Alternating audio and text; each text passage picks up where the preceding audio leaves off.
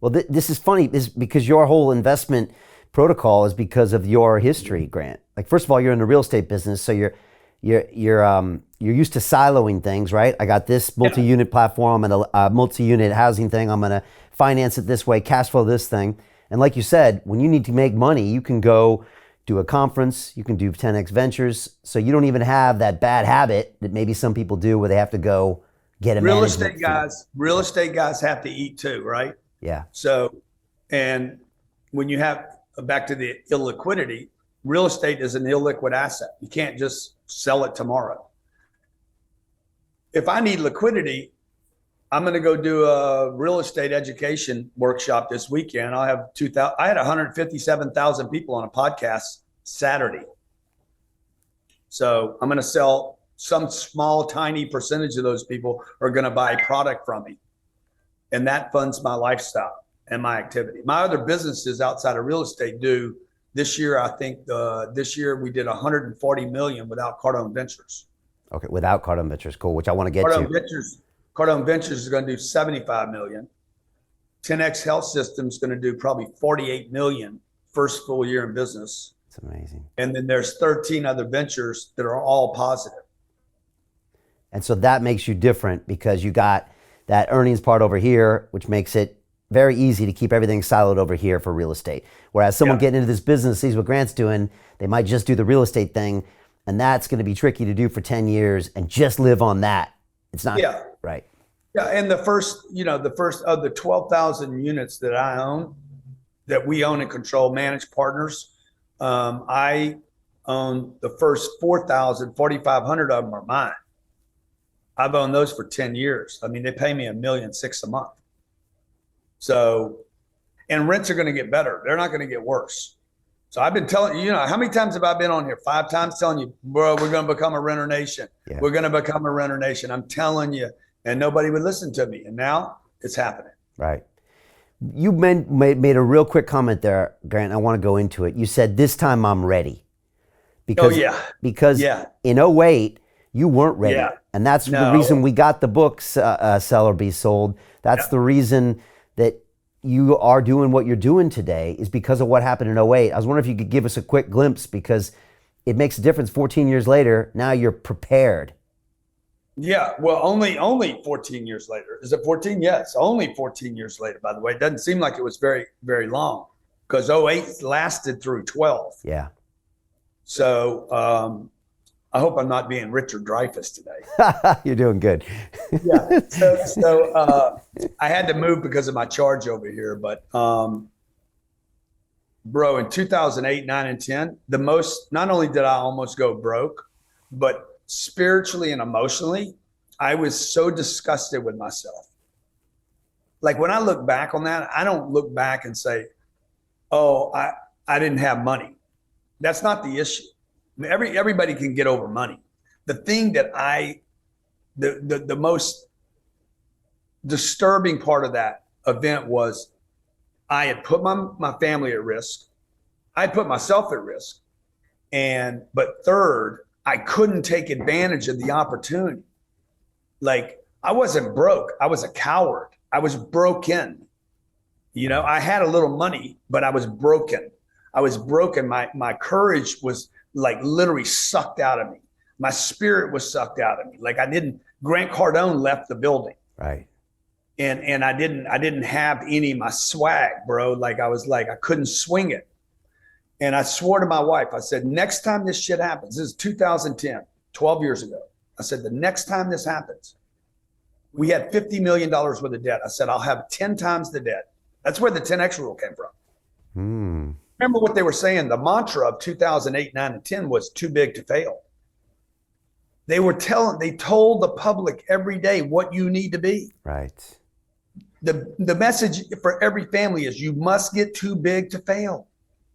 And so then I was like, and still think it's small. I'm a 10X, my 50 million, and I'm going to owe the bank 500 million next time. I owe them 2 billion right now. I should owe them 20 billion. I wish I owed them 20 billion. Right.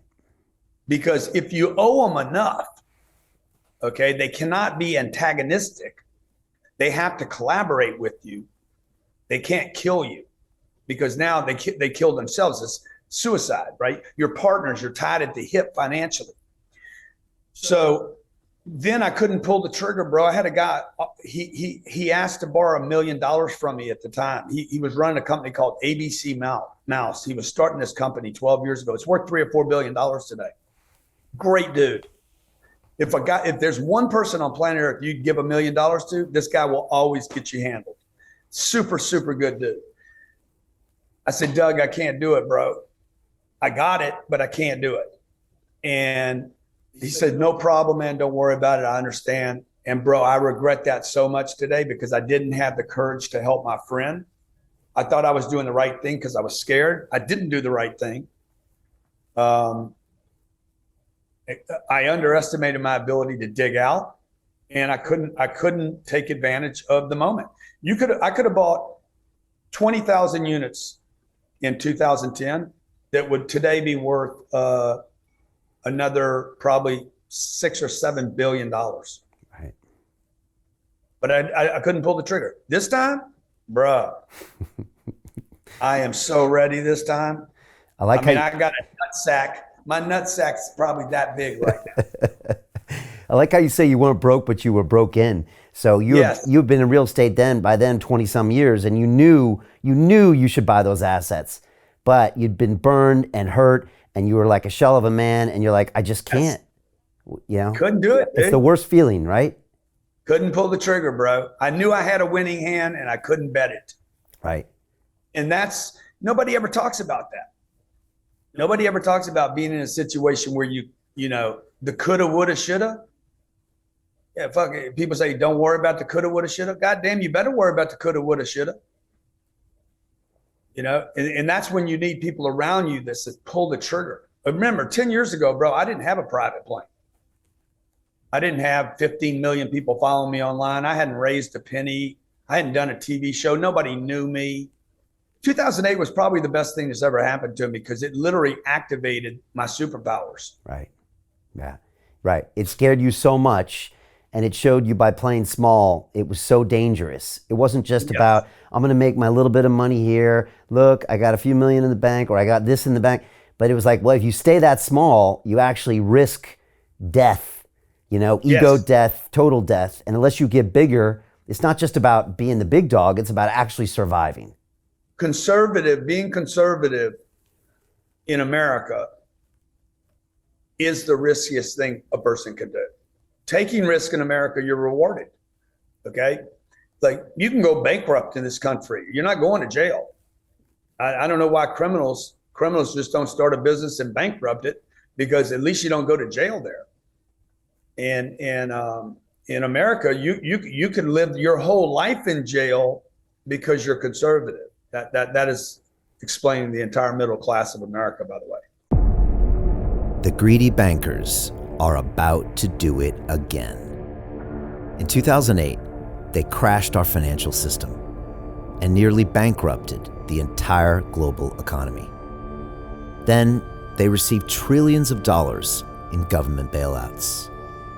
And after, they demanded fat bonuses paid for by you, the taxpayer. It turns out the banks haven't just been screwing the American taxpayers, they're also screwing over their investors. Turns out the banking industry is the worst place you could put your money, despite enormous taxpayer bailouts. Now the bankers are back to take away your financial freedom. They lie and tell you that cryptocurrency isn't safe. They try to make it illegal for you to choose how to invest your hard-earned money. They lie and say cryptocurrency is used by money launderers and criminals. But look at the record. It's the banks themselves that launder hundreds of billions of dollars every year to the biggest criminal operations in the world. Leaked documents have revealed how some UK banks have helped criminals, money launderers and Russians under sanctions. American authorities discovered that the Sinaloa cartel moved $881 million through HSBC accounts as bank officials turned a blind eye to the illegality. The bankers lie and say cryptocurrency is not a real investment. Meanwhile, the smartest CEOs in the world are buying billions and billions of it. The truth is that banks lie about cryptocurrency because it makes them scared. The banks take $9 trillion per year of your hard-earned money, and they are worried that they will finally be exposed.